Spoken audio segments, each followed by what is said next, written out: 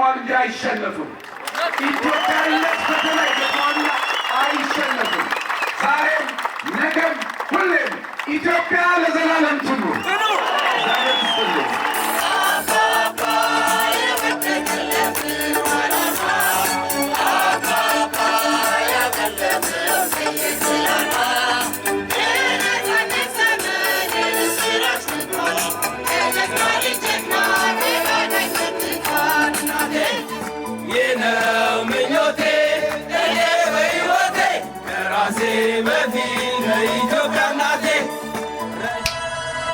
ሸገር ኢንፎ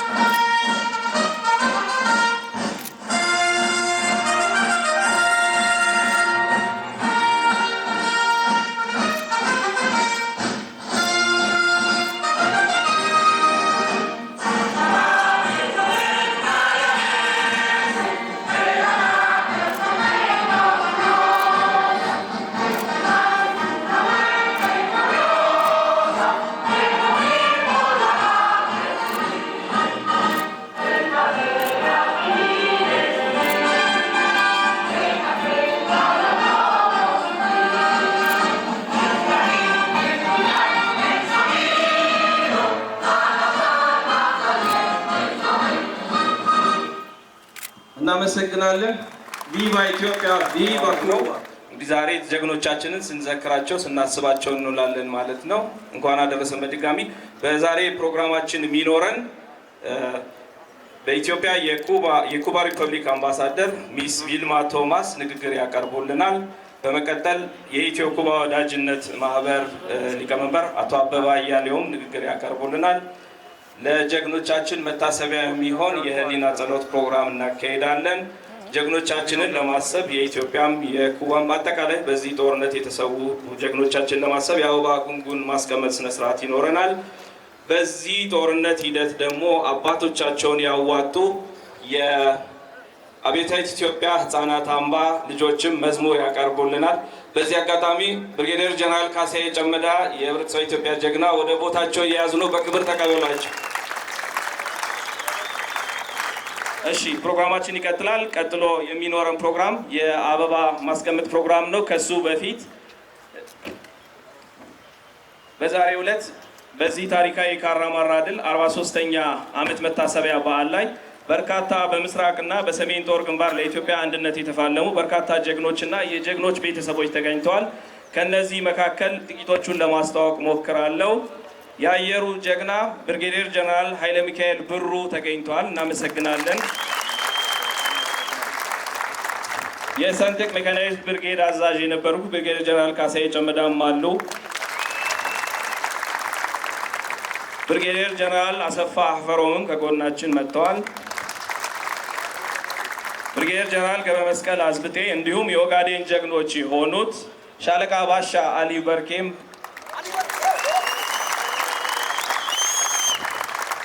ሻምበል ባሻ ሁሴን ጎበና፣ ሻለቃ ባሻ በልሁ በድቄ፣ የመቶ አለቃ በቀለ በላይ ተገኝተዋል። እናመሰግናለን። በተጨማሪም የናቅፋው ቴዎድሮስ የሚባሉት የ15ኛ ሻለቃ ክፍለ ጦር አዛዥ የነበሩት የኮሎኔል ማሞ ተምትሜ ልጆች ወይዘሮ አይናለም ማሞና ወይዘሮ ገነት ማሞ ተገኝተዋል። ሞራል ሌላውም የካራማራን ተራራ ላይ ባንዲራውን የሰቀሉት የ10ኛ ክፍለ ጦር አዛዥ የነበሩት የኮሎኔል የበኋላ ብርጌዴር ጀነራል የነበሩት ደሳለኝ አበበ ልጅ ተገኝተዋል።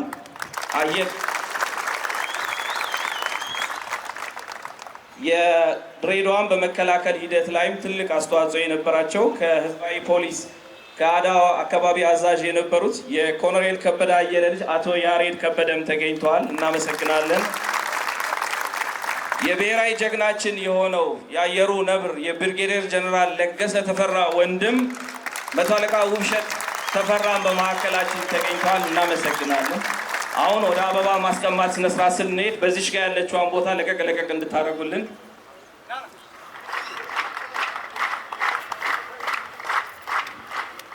የአበባ ፕሮግራም ማስቀመጥ ስነ ስርዓቱን የሚያካሂዱልን ታማኝ በየነ ከወንዲ ማፍ ጋር በመሆን እንዲሁም ሻለቃ ባሻገር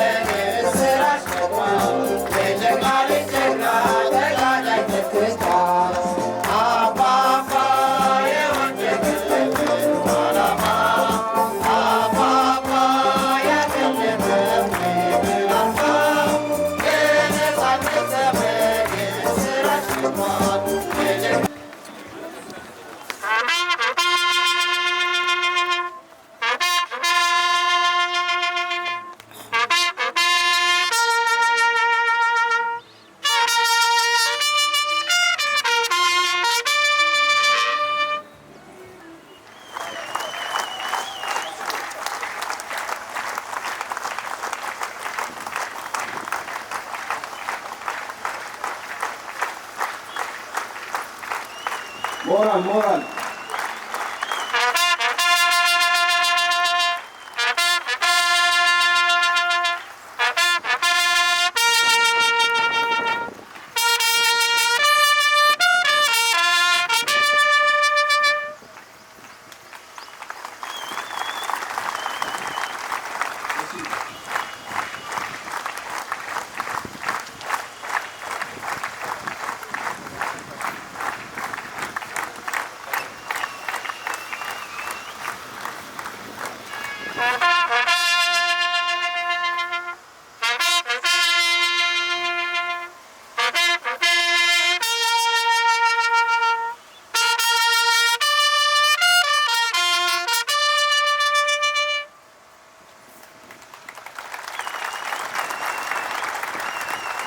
እናመሰግናለን። የአምባ ልጆች መዝሙር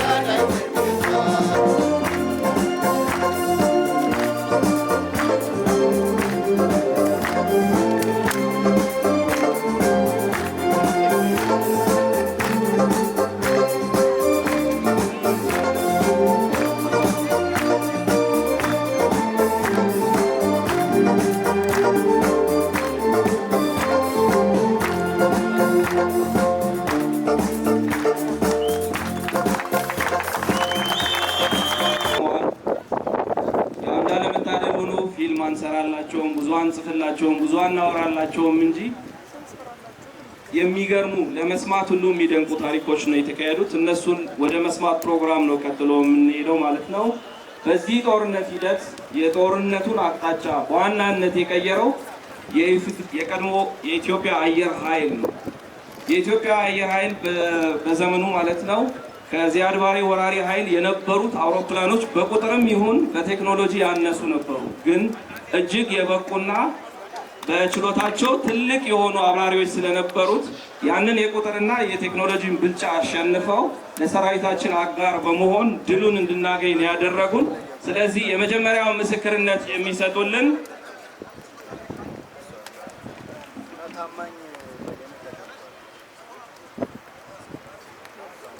በጦርነቱ ወቅት F5A ተዋጊ አውሮፕላን ያበሩ የነበሩ እንዲሁም ሚግ 21 ቦምበር ያበሩ የነበሩ የበረራ ትምህርት ቤት አስተማሪ ከፕራይመሪ ቤዚክ እስከ አድቫንስድ ኮርስ እነ ብርጌደር ጀነራል ለገሰ ተፈራን ሁሉ ኮርስ የሰጡ ናቸው። በጦርነቱ ወቅት ከኢትዮጵያ ምድር አልፈው ሀርጌሳ ድረስ የሶማሊያ ግዛት ውስጥ በመግባት ድብደባ ሁሉ የፈጸሙ ጀግና ናቸው። በኢትዮጵያ በቀድሞ ማለት ነው የጦር ኃይሎች የምድር ጦር ጠቅላይ ኢንስፔክተር ሆነው አገልግለዋል። የኢትዮጵያ አየር ኃይል ኢታማዦር ሹምን በመሆን አገልግሏል። ክቡር ብርጌደር ጀነራል ኃይለ ሚካኤል ብሩ ባኮትን ወደ መድረክ እንዲመጡ ጋብዞታል።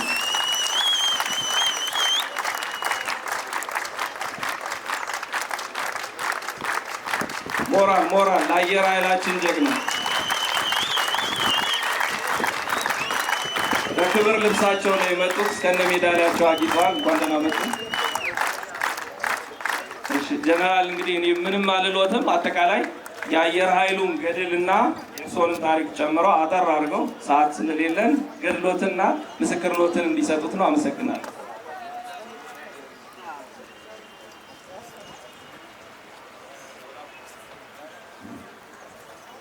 እሺ እንደምታውቀው ሁሉ የኢትዮጵያ ሕዝብም ሆነ የዓለም በአጠቃላይ የኢትዮጵያ አየር ኃይል በውስጥ የነበረው የኢትዮጵያ አየር ኃይል የፈጸማቸው ከፍተኛ ገድሎች የታወቀ ነው። በአጭሩ ለመናገር ያህል ቅድም ጠቀስ እንዳደረገው ካራማራ የነበረውን የሬዳር ጣቢያ ለማበላሸት ወይም ለማቃጠል የሶማሊያ አውሮፕላኖች በተለይ ከሀርጌሳ ጣቢያ እየተነሱ ለማጥቃት መጀመሪያ በእግረኛ ሞከሩ፣ አልተቻለም።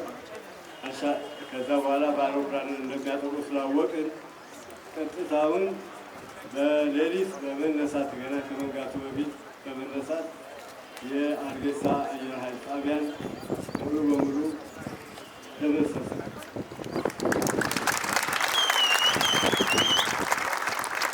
ቀጥሎም የተረፈ ነገር እንዳለ በማሰብ በሶስተኛ ቀን ደግሞ ከሰዓት በኋላ በመሄድ ሲጨስ ሲቃጠል ያገኘነውን ሁሉ ምናልባት የተዘረጋም ነገር እንዳለ በሚል ቀጥታውን አሁንም ድጋሚ አመድ አድርገነው ነው የመጣው። ከዚህ በተረፈ ለወገን ጦራችን አስፈላጊ በሚሆንበት ጊዜ በመድረስ ልዩ ድጋፍ ስናደርግ እንደነበረ የታወቀ ነው። ግን ዋናው ነገር ደግሞ ቀደም ሲል አውሮፕላኖች እዛ በሚመጡበት ጊዜ ከሀርጌሳ ጣቢያ በተለይ ቅድም ተነስቶ እንደነበረው ጀግናው ለገሰ ተፈራ እና ሌሎችም እነ ኮሎኔል አሸናፊ ገብረጻድቅ፣ ኮሎኔል ብርሃኑ ውቤነ፣ ሌሎችም በብዛት አየር ለአየር 25 አውሮፕላኖች አመድ ነው።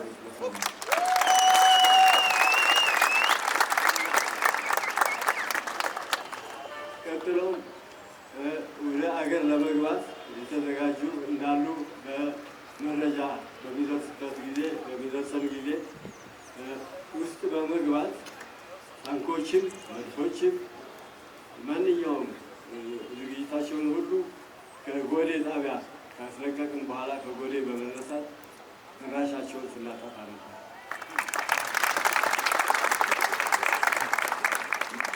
በመጨረሻም የቀራቸውን የተበታተነ ጦር በማሰባሰብ በደቡብ ክልላችን እንደገና ለመዝመት በሚመጡበት ጊዜ እነ ብርጋዴር ጀነራል ለገሰ ተፈራ እነ ኮሎኔል አሸናፊ ገብረጻድቅ በመሄድ ከነገሌ ቦረና ወደ 40 ኪሎ ሜትር ራቅ ያለችው ፊልቶ የምትባል ጣቢያ እዛ አካባቢ የወገን ጦር ነበር። የሶማሌ ጦርም በዛ በመጣበት ጊዜ ድንገት ለማየት በሚወርድበት ጊዜ ዝቅ ብሎ ለማየት ሲወርድ ነው ብርጋዴር ጀነራል ለገሰ ተፈራ በኤፍ5ኢ በሚበርበት ጊዜ ተመቶ ከኋላው እሳት ከፍተኛ እሳት ስለተነሳ ለመዝለል የበቃው እና ዘሎ ጫካ ውስጥ ሙሉ ዋለ። ሌሊቱን አደረ። እግሩም ተጎድቶ ስለነበረ በማግስቱ ወደ ወገን ጦር ለመሄድ ሲል እዛ አካባቢ የነበረው የሶማሌ ጦር ይዞ እጅና እግሩን በማሰር ወደ ሞቃዲሾ ወስደው አሰሩ እና 11 ዓመት ያህል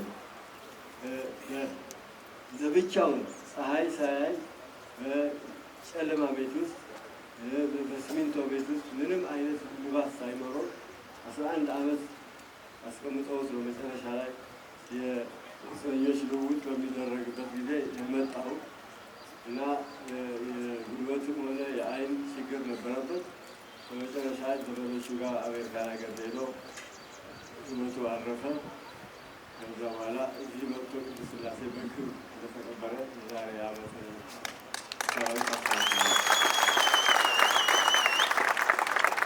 እና ባጭሩ ጊዜውን ለመቆጠብ ያህል ባጭሩ ይህን ያህል ብናገር ስለ ኢትዮጵያ አየር ኃይል በቂ ይመስለኛል። እጅግ በጣም አመሰግናለሁ።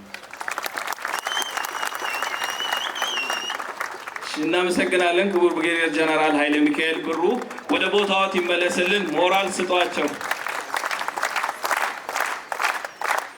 እንግዲህ ኢትዮጵያ ጀግኖች መፍጠር ትችላለች፣ ጀግኖችን ግን ማመስገን አትችልም። በዚህ አጋጣሚ አንድ ታሪክ ለመናገር ነው የምፈልገው። ብርጋዴር ጀነራል ለገሰ ተፈራ በኢትዮ ሶማሌ ጦርነት ማለት ነው 5 የጣላት ሚግ 21 አውሮፕላን ነው በአየር ለአየር ውጊያ ያወደሙት ማለት ነው። ሁለቱን እርስ በርስ በማጋጨት ይሄ የትም ዓለም ላይ ተደርጎ አይታወቅም። በሚያሳዝን መልኩ ግን ብርጋዴር ጀነራል ለገሰ ተፈራ አሜሪካን ሀገር አርፈው ወደ ኢትዮጵያ ሲመጡ 1 ሜትር በ2 ሜትር የሚሆን መቀበሪያ በ28600 ብር ነው ከፍለው እንዲቀበሩ የተደረገውና ይህ በጣም የሚያሳዝን ነው። ያን ሁሉ ጀግንነት የፈጸሙላት ሀገር ትንሽዬ መቀበሪያ ቦታ በገንዘብ ናት የሰጠቻቸውና ይህ የሚያሳዝን ታሪካችን መሆኑን እንድታውቁት ነው። በተመሳሳይ ሻምበል ባሻ አሊ በርኬም ሜዳሊያው ተቀምጦ ክብሩ ተቀምጦ ለ11 ዓመታት በእስር ቤት ነው እንዲማቀቅ ያደረግነውና ይህ አይነት መጥፎ ታሪኮች አሉን ማለት ነው።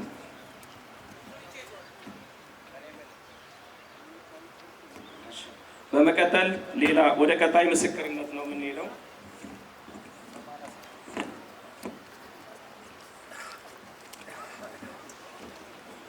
ሁለተኛ ምስክራችን የሚሆኑት ከብርጋዴር ጀነራል ኃይለ ሚካኤል ብሩ ቀጥሎ ማለት ነው ሻምበል ባሻ ሁሴን ጎበና ናቸው። ሻምበል ባሻ ሁሴን ጎበና ከባሌ ክፍለ ሀገር ነው ወደ ባኒ ቀጭን የኮሎኔል መንግስቱ ኃይለማርያም የእናት ሀገር ጥሪ ሰምተው የዘመቱት የ3ኛ ክፍለ ጦር የ11ኛ ብርጌድ አባል ናቸው። በፈዲስ ግንባር ጀግና ናቸው። 76 የጠላት ወታደሮችን ነው በማረኩት መትረየስ የረፈረፉት። 3 ታንኮችን አቃጥሏል። 1 ጋዜጠኛና 1 የሕክምና ዶክተርን ማርከው ወቅቱ የዚያድ ባሬ መንግስት ክዶ የነበረውን የኢትዮጵያን አልወረርኩም ያለውን ጋዜጠኛና ዶክተሩ በተማረኩ ወቅት ነው እንዲታወቅ የሆነውና ባሻን ሞራል ስጧቸዋል። እንኳን ደህና መጡ ባሻ። የፈዲስ ግንባር ትዝታዎትን በአጭሩ እንዲነግሩን።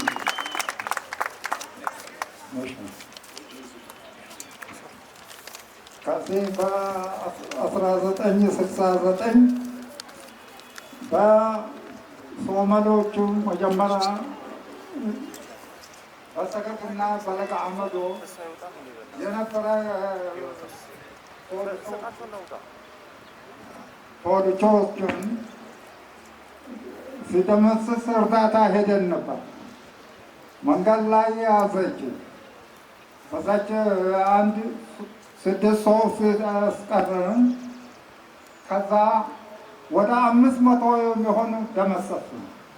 ከዛ የተረፈን ፖሊሶች ይዘን ወደ ሰጋግ መጣን።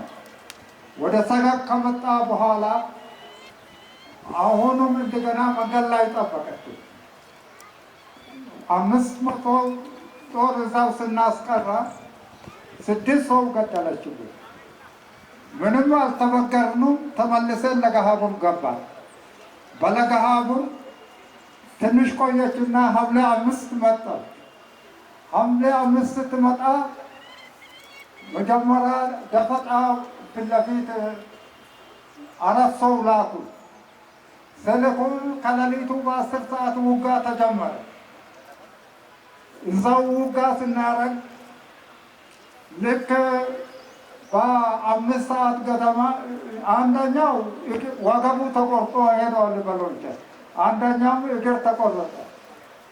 እንደገና የተረፈ ሰውዬም እንደገና ጦሩ ተደምስሰናል ለማለት ወደዛ ሲሄድ መንገድ ላይ ሞተዋል። እኔ ብቻ ቀረ። ከቀኑ 7 ሰዓት 5 ሰዓት ሲሆን አንድ ዶክተር፣ አንድ ጋዜጠኛ፣ አንድ ሻምበል መጣ። እዛው ዶክተሩን እጁን ስመታ እጁን ሰጡ። ለሶማሌ ኢትዮጵያ መውረሩም ራሱ አጋለጡ። ሄሊኮፕተር መጥቶ ወሰደ። ሐምሌ 16 አንድ ታንክ፣ ሐምሌ 17 አንድ ታንክ፣ ሐምሌ 18 አንድ ታንክ፣ ሐምሌ 24 ሹፌሩን ስመታ ከውስጥ 4 ሰዎቹ አወጣውና ለጦሩ ሰጠው።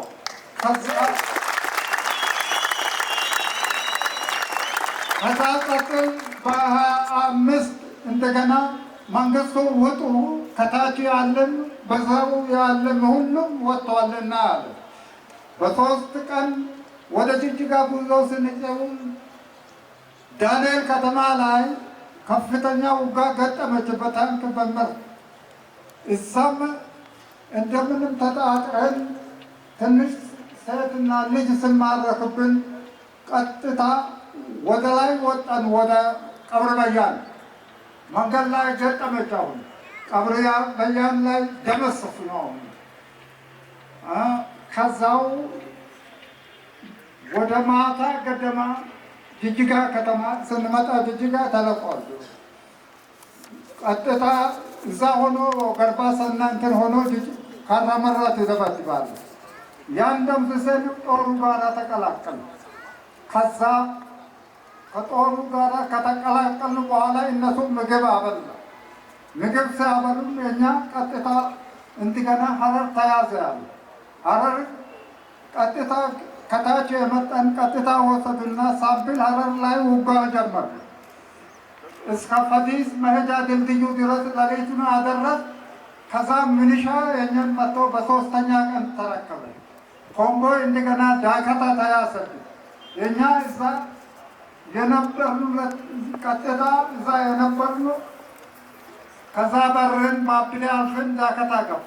ከዳከታ ላይ ውጋ ጀመር እና እዛም እንደዛ ወደ 500 ምናምን እንትን ሲያደርግ ከላይም እና ሊበርቴ 2 ታንኮች ገደል የገቡና አንድ ታንክ ቆሞ የኛን ሲደበድብ የነበረ አቃጠለ። ከዛ ወደ ቃለቻ ተራራ ወጣ። ከዛ እንደገና መንግስቱ ድሬዳዋ ጠራን። ከቀኑ 10 ሰዓት ከሁመና የመን ጎቶች ጋር እነ ኮሎኔል ፍልተር ጋር ተመደብ። በኦሮማ ወረድ። በኦሮማ የሶም ማሰልጠኛ ተመሰሉ። እኛ በቱሉ ጫሌ አድርገን ቀጥታ ቀብረ በያን ስንመጣ እሷ ጅጅጋ ትደበድባለች። ወደ 3 ሌሊቱን ስንሄድ አድረ ነው። ወደ 3 ሰዓት ገደማ ጅጅጋ ከኋላ መጥተን ከዛ ግማሹ ዲግ አደር፣ ግማሹ አዋሪ አደር። በዛው ውጋም እንትን ያን መጨረሻ እስከ በላምብል ድረስ ዘለቅ። ከዛ ተመልሼ መንግስቱ ጠራ። እዚህ አብዮት አደባባይ መዳሊያን ተቀበል። ወደ ጦር ሜዳ ተመለስ። ከዛ ቀጥታ ወደ 9ኛ ክፍለ ጦር ወስደውኝ ነበረ። ከወሰዱ በኋላ መንግስቱ አንተ ግዳጅን ፈጽመሃል ተመለሳለህ፣ ከዛሬ ጀምሮ የህዝብ ፕሬዝዳንት የአባሎችን አባል ስለሆንክ አትሄድም፣ ወደ አስተዳደር ሰኔ ትሄዳለህ አለ። ሰኔ ባልሄድኩም እነዚህ ግንቦት ገቡ ቀረው። ይኸው መጨረሻ ከዛው ሜዳ ላይ ተጥዬ ቀረው። ከዛ ታሪኩን እኔ ከነ መዳሊያ ከነ ጋዜጣው ምንም እንደያዝ ይኸው አሁንም እጄ ነው አሉ። ለዚህ ማንኛውም ኢትዮጵያዊ እናት አገር ካልኖረ አይኖርም። ለእናት አገር ዘብ መቆም አለበት። የሱዳን መንግስት ወሮ ነበረ መተማ 25ኛ ሻለቃ ነው መታ። በዛ ዞሮ አንድ ክፍለ ጦር ለገሃቡር ላይ ያለቀ የሱዳን ነው ራሱ። ለዚህ ምንም ያልተኛ ስለሆነ ማንም ኢትዮጵያዊ ነቅቶ አገርን መጠበቅ አለበት። ወጣት አደራውን መቀበል አለበት። እናት አገር ስትኖር ነው የምንኖር። ከሁል ጊዜ ባርነት የአንድ ቀን ነፃነት ይበልጣል። ማንኛውም ኢትዮጵያዊ አንድ ሆነን አንድ ቃል አንድ ጣት ሆነን ለአገራችን መጠበቅ አለብን። ዛሬም ነገም አሁንም ዘምታለሁ። አመሰግናለሁ። እንድናገር ስለፈቀዳችሁልኝ አመሰግናለሁ። ሁለት ጊዜ ነው እንደዚህ ውጋ ተደረግ እዛም ተመትቼ እናመሰግናለን። ሻምበል ባጫ ሁሴን ጎበና በነገራችን ላይ የአንደኛ ደረጃ የላቀ የጦር ሜዳ ጀብድ ተሸላሚ ናቸው። ሜዳሊያቸውን የዘማች አርማ ደረታቸው ላይ አድርጓል። እስከነ ኮርዶናቸውና የክብር ልብሳቸው ነው የመጡት። በዚህ አጋጣሚ ባሻ ሁሴን ጎበናን ካሉበት ከተቸገሩበት ቦታ አምጥቶ ይህን ፕሮግራም እንዲሳተፉ ሙሉ ወጫቸውን የአውሮፕላንና የቲኬት ወጫቸውን እዚህ ፕሮግራም ላይ እንዲሳተፉ ላደረገው ለሀገር ወዳድ ወጣት ነቢል ምስጋና እናቀርባለን። ነቢል ምስጋና ይቀርባል።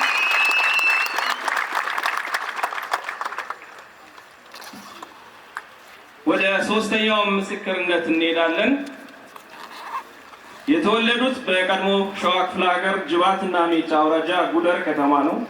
የ10ኛ ክፍል ተማሪ ሆነው ነው የኮሎኔል መንግስቱ ኃይለማርያም እናት ሀገር ተደፍራለች፣ ተነስ፣ ታጠቅ፣ ዝመት፣ ተዋጋ፣ እናሸንፋለን የሚለውን ጥሪ ሰምተው የዘመቱት ማለት ነው። በአየር ወለድ በሰለጠነው 3ኛ ፓራ ኮማንዶ ብርጌድ አባል ነበሩ። በበርካታ የኦጋዴን አውድ ውጊያዎች ተሳትፈዋል። በ1971 ዓ.ም ሐምሌ ዋርዴር ወረራ ለ6 ወራት በከበባ ውስጥ ቆይተው ለ44 ቀናት ያለማቋረጥ ውጊያ አካሂዷል ከሶማሊያ ኃይል ጋር ማለት ነው። ፊታውራሪ ጎሹ የሞቱበት አካባቢ ጎሹ አለማየሁ የሞቱበት ነው፣ በሁለተኛው የጣሊያን ወረራ ማለት ነው።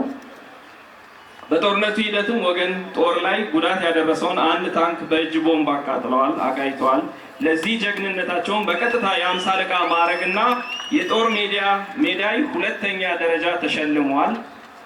የጀግና ወሮታ ከአምቦ እስከ በለዲ የሚል መጽሐፍ በሕይወት ዙሪያቸው ጽፈዋል። መቶ አለቃ በቀለ በላይ ባኮትን ወደ መድረክ ይምጡ፣ በክብር ተቀበሉ።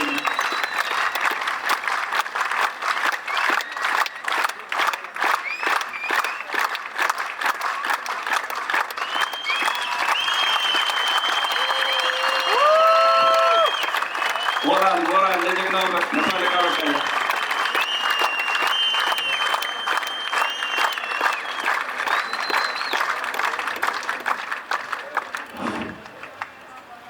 ከሁሉ አስቀድሜ ያለምንም ቅድመ ሁኔታ ለ27 ዓመት በየቦታ በየስርቻው ተበትነን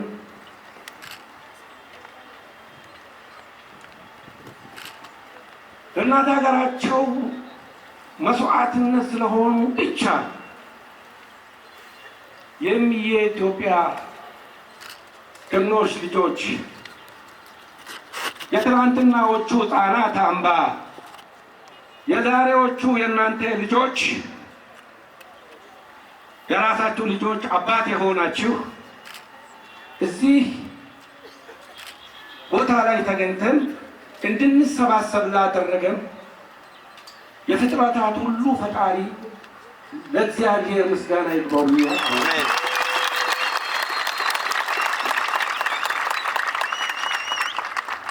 በመሰረቱ ወደ ኋላ ተመልሰን ስለ ዛሬ 30 ዓመት ስናስብ ይረብሻል፣ ይጎፈልናል። የነዛን ሕፃናት አምባ ልጆች እኛስ እኛ ነን ያለምንም ቅድመ ሁኔታ ከዛ በተደላደለ ኑሮ ሲኖሩ የነበሩትን ሕፃናት አምባ ሜዳ ላይ አውጥቶ መበተንና ማባረር ምን አይነት ጭካኔ እንደሆነ ዛሬ ሳስበው እምባ ያንቀኛል፣ ይተናነቀኛል። ምክንያቱም እኔ የጦር ሜዳ ጀግና ሜዳ የተሸልሜ ወደ ክፍሌ ለመሄድ ስነሳ ሕፃናት አምባን እንዲጎበኝ እድል አግኝቼ ነበር።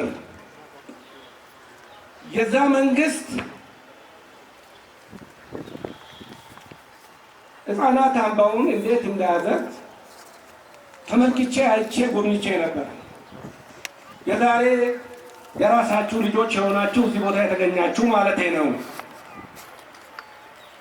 ወተት እንድትጠጡ የከብቶች የላም ወተት እርባታ ነበር። አይደለም እንዴ? አይደለም። እንቁላል እንድትበሉ የዶሮ እርባታ ነበራችሁ። ማር ቆርጣችሁ የማር እሸት እንድትበሉ የማር ማነባ ንብ ነበራችሁ። ልክ ነኝ አይደለም? አረጋግጡልኛ።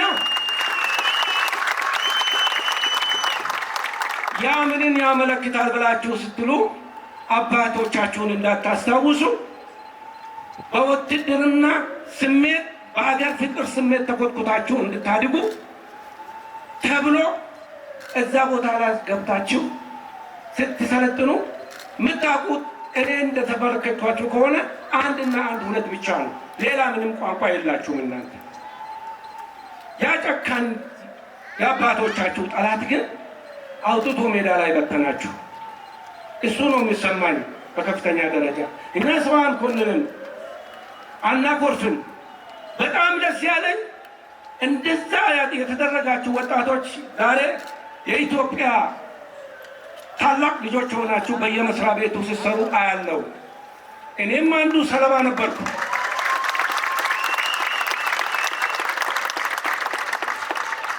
የታላቅ እህቴ ልጅ አባቱ አራስ ሆና እናትየው አራስ ሆና ነው የዘመተው። አራስ ወጥቶ ነው ዘመተ። ያ ልጅ 12 ዓመት በሆነበት ሜዳ ላይ ወደቀ። ራሱን አሳድጎ ራሱን አስተምሮ ዛሬ ኢንጂነር ነው። ሁላችሁም እንደዛ ናችሁ ማለቴ ነው። ስለዚህ እንኳን ለዚህ ያበቃችሁ፣ እንኳን ለዚህ ያበቃን። እኔ ብዙም ወደ ራሴ የሽልማት ድርድር ምናምን ምስክርነት ብዙ አይደለም። እኔ አንድ አይነት ስራ ሰርቻለሁ። ከሰራዊቱ የተለየ እምንት የምታክል ስራ ሰርቼ ተሸልሜያለሁ። የተለየ ነገር ማለት ነው። ሌሎቹ ጀግኖቹ እዛ ቦታ ላይ የቀሉ ናቸው። እዛ ላይ የሞቱ ናቸው። ሜዳ ላይ አይደለም ሐውልት የሚገባቸው እነሱ ናቸው። የመሸለሜ ምክንያትም እነሱ ስለሆኑ አዎ እንደተባለው ከወገን ተቆርጠን 6 ወር ሙሉ ወገን ሳይደርስልን በ8ኛ እግረኛ ክፍለ ጦር ስር የዝነኛው 3ኛው ፓራ ኮማንዶ ብርጌድ አባል ሆኜ ሲሰራ የመጨረሻ በዚያድ ባሬ መከላከያ ሚኒስትር አለቆቼ ያውቋቸዋል። እንግዲህ ያኔ እሱ ነው የሚመራው ጦርነቱን የነበረው። አሊ ኡመር ሰመታር ይባላል። ሙሉ ጄኔራል፣ የሶማሌ ጄኔራል እና ዛሬ ወልወል ምሳችሁን ትበላላችሁ፣ ነገ ጠዋት ቁርሳቸው ፊታውራሪ አለማየሁ ጎሽ ወደቁበት ቦታ ወልወል ነው ቁርሳችሁ የምትበሉት ተባሉ። ነፍስ ጪ ነፍስ ግቢ ሆነ። ዝም ብለው አይደለም እንግዲህ የሰው ቤት ገብቶ ምሳ መብላት ቁርስ መብላት የለም። አንዲት ኢትዮጵያ ወይንም ሞት ነው የኛ መሀል ላይ የነበረው ሰው እቺ ቦታ አለማየሁ እንደወደቀ ፊታውራሪ አፈወርቅ ዮሐንስ እንደወደቁ እኛ ምን ወድቃለን እኛ ምን ቦታ አለቅም አለና እዛ ቦታ ላይ ተጋደሉ። የመጨረሻ ግባ ተባለ ታንኩ። የሻለቃውን ጠቅላይ ሰብሮ ገባ። የራሴ ጓደኞችም አሁን እዚህ አሉ። ሰብሮ ገባ፣ ደበደበ፣ ማዘዣ ጣቢያውን አጠቃ፣ ሊደመስሱን ሆነ። ወጣው አብዮታዊት እናት ሀገር ወይ ሞት ብዬ እሱን የሚጥልበት ሄጄ ጣል አደረኩለት።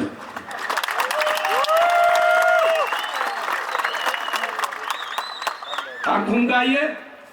ሌላም አምስተኛ ታንከኛ ዛሬ በሕይወት የሌለ ይልማ ኪዳኔ የሚባል ሶስተኛውን አቃጠልም። ጦርነቱ እዛው ላይ ተደመደመ። ቁርሳቸውም የእኛ መትረየስ ሆነ።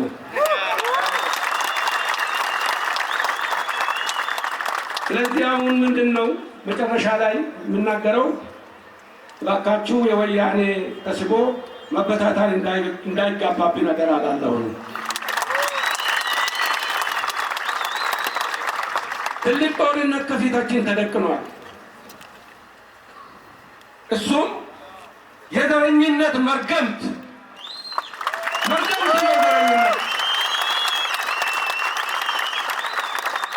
እኛ በዘረኝነት አልተቀረጽንም። አለቆቻችንም ሲያሰለጥኑ አማራ፣ ኦሮሞ፣ ጉራጌ ብሎ አይደለም ያሰለጥኑ።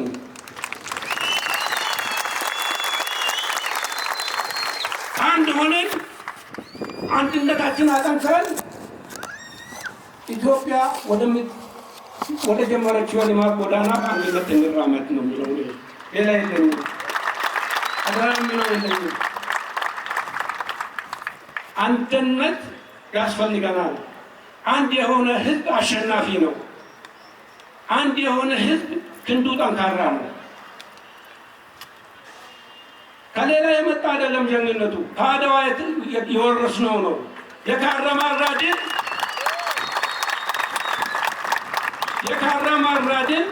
የአድዋ ታናሽ ወንድም ነው። አንድ ሊከራከረን ይችላል። እኛ ለካራማራ ስንዘምት ከምስራቅ፣ ከደቡብ፣ ከሰሜን፣ ከምዕራብ ተብሎ አንድም ሰው ሳይቀር ነው ክቡር ፕሬዝዳንት መንግስቱ ኃይለማርያም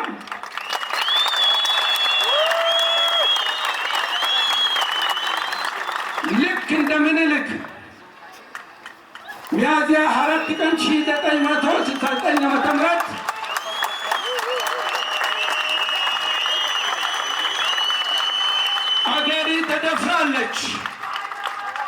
ሀገሬ ተደፍራለች፣ ተነስ ታጠቅ ተብሎ ጥሪ ሲደረግ 300,000 ሚሊሻ እና አሊ በርኬ የሚገኙበት እነ ሻለቃ ባሻ ሁሴን ጎበና የሚገኙበት 3,000 ሚሊሻ በአንድ ወር ጊዜ ነው የተሰባሰበው። ስለዚህ ወታደር ይዘምታል፣ ወታደር ዘምቶ ወታደር ይሞታል። ታሪክ ግን በንጉሥ ይጻፋል። የካራማራ ድል ለመንግስቱ ኃይለማርያም ሊሰጥ ይገባል ነው የሚሆነው።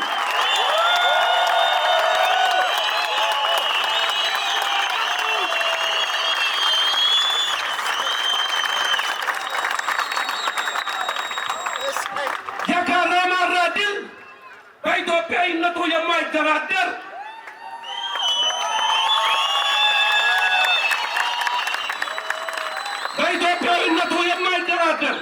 በአንዲት ኢትዮጵያ የማይደራደር በባንዲራው የማይደራደር የአድዋው ለምኒልክ እንደተሰጠ የካራማራው ድል ለመንግስቱ ኃይለማርያም ይገባል።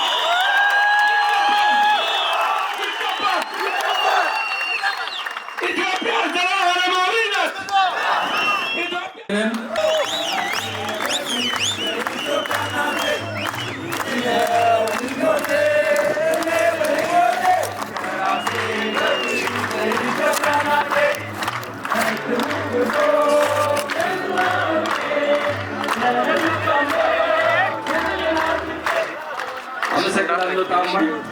ያው ማለት ልትፈልገው ይላል። ኋላ ዞር በሉ። እንደምን ዋላችሁ?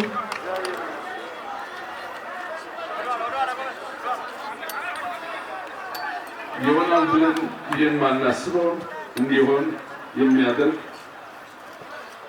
ሁሉን ማድረግ የሚችል ኃያል አምላክ እግዚአብሔር የተመሰገነ ይሁን።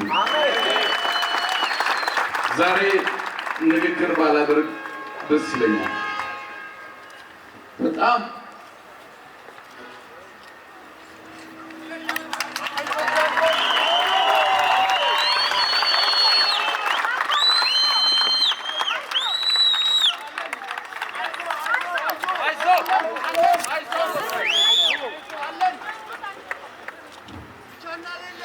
ስሜታዊ ስለሆነ ይቅርታ እንድታደርጉልኝ እጠይቃለሁ።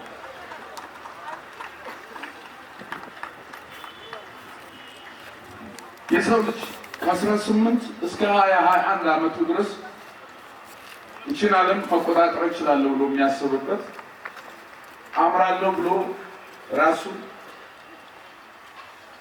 ምን በዚህ ምድር ላይ የሚያቆመኝ የለም ብሎ የሚመኝበት እድሜ ነው። በዚህ እድሜ ዓለም በምታሳስትበት እድሜ ሁሉ በሚያምረው እድሜ ላይ ይሄ ሁሉ ከንቱ ነው ብለው ከሀገር በላይ ምንም ነገር የለም ብለው ገና በ18 በ19 በ20 ዓመታቸው በነፃ ህይወትን ለመስጠት ፈቃደኛ ሆነው ዩኒፎርም ለብሰው እጃቸውን ከፍ አድርገው ብለው ስለ ኢትዮጵያ ብለው ብዙ መከራ የተቀበሉ ሞትን፣ መቁሰልን፣ አካለ ጎደሎ መሆንን ሁሉ የተቀበሉ የኢትዮጵያ ወታደሮች ከዓለም ተደርጎ በማይታወቅ ሁኔታ ለሀገራችሁ ስለሞታችሁ፣ ስለቆሰላችሁ፣ አካላችሁ ስለጎደለ ተብለው በግፍ ወንጀለኛ ተብለው ተባረሩ። ያ መከራ ከነሱ አልፎ ልጆቻቸው እንዲሸማቀቁ የወታደር ልጅ መሆናቸው አንገታቸውን እንዲደፉ 27 ዓመት ተዘመተባቸው። ይህ በሚደረግበት ጊዜ ስንቅ ቋጥረን ቋንጣ ሰርተን ሂዱ ዝመቱ እንዳላልናቸው እንዳላየ ሆነ ለማይ ሲሆኑ ክብራቸው ሲዋረድ ምንም እንዳልነበረ የግፉ ተባባሪ ሆነን አለፍን። ያን መከራ ያሳለፋችሁ ኢትዮጵያ ብላችሁ የግል ደስታችሁን ትታችሁ ስለ ኢትዮጵያዊ ሁሉ መከራ ለከፈላችሁ እችን ቀን እመኝ ነበር።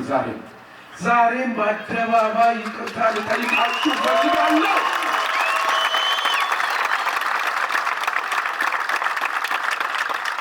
ልጅ ወልዶ ማሳደግ፣ ልጁን በየደቂቃው ማቀፍ፣ ለልጅ ፍቅር መስጠት፣ ይህን ሁሉ ትታችሁ ስለ ኢትዮጵያ ሲባል ድንጋይ ተንተርሳችሁ እኛ በመቆቤት እንድንኖር መከራ የከፈላችሁ ክብር ለእናንተ ይሁን። ዛሬ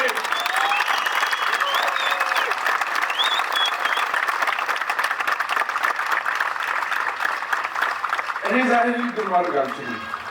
ይህ እመኛው የነበረ ቀን ነው። የምለምናችሁ የምጠይቃችሁ የማያቋርጥ ጭብጨባ እንድትሰጡኝ እፈልጋለሁ። ኢትዮጵያ ናችሁ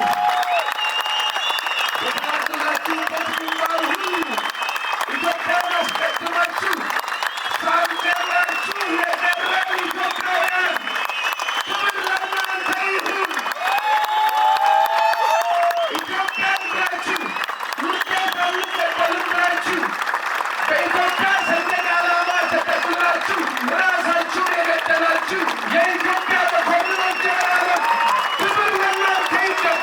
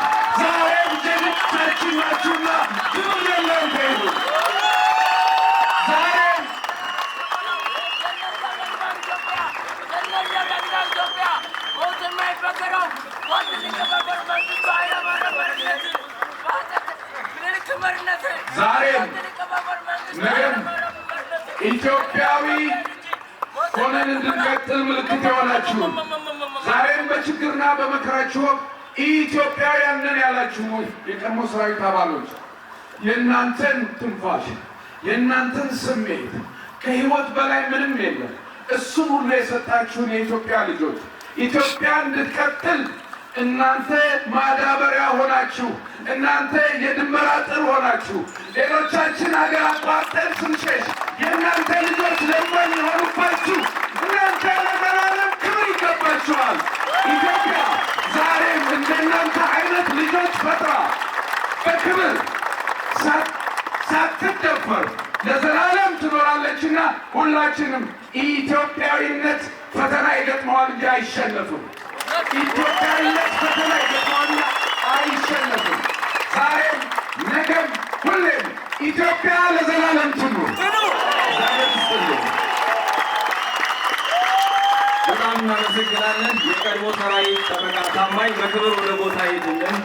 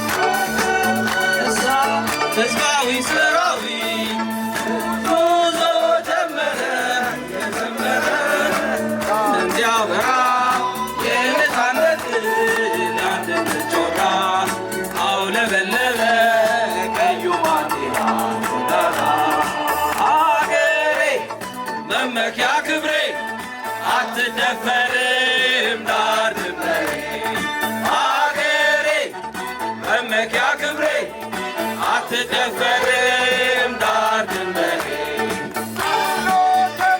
ብሎ ተነሳ ሕዝባዊ ሰራዊት ጉዞ ጀመረ እየዘመረ ብሎ ተነሳ ሕዝባዊ ሰራዊት ጉዞ ጀመረ ዘመረ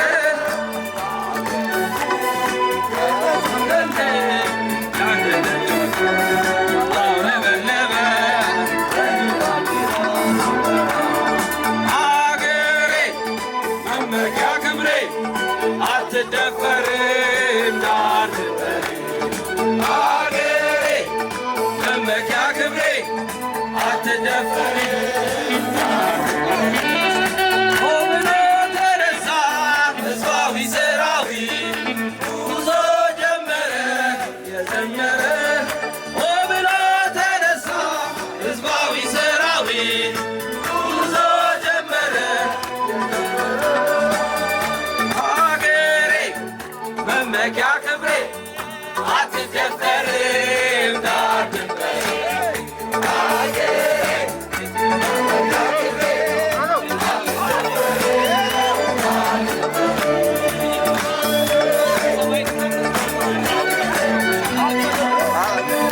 ጋሼ ቀለል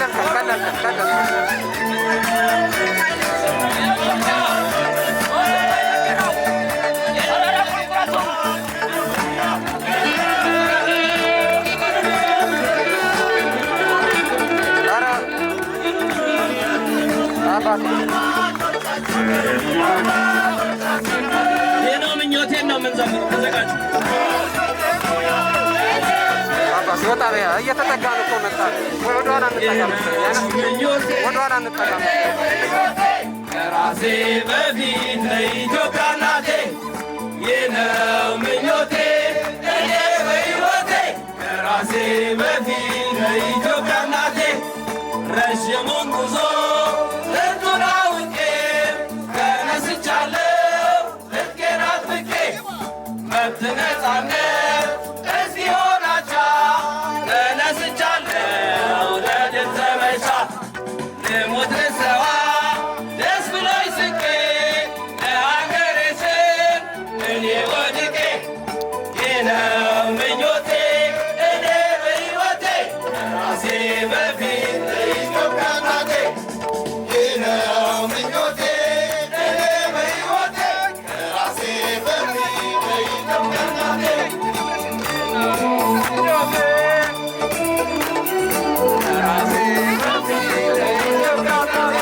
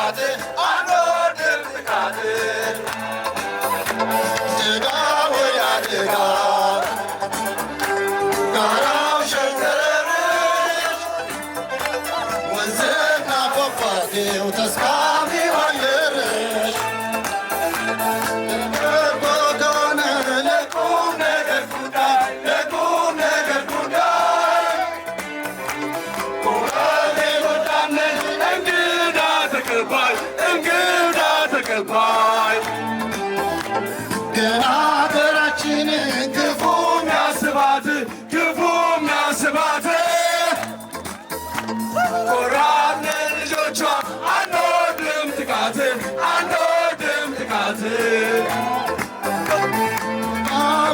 ድጋ ጋራ ሸንተረረሽ ወንዝና ፏፏቴው ተስማሚ አየርሽ ድጋ ወይና ድጋ ጋራው ሸንተረረሽ ወንዝና ፏፏቴው ተስማሚ አየርሽ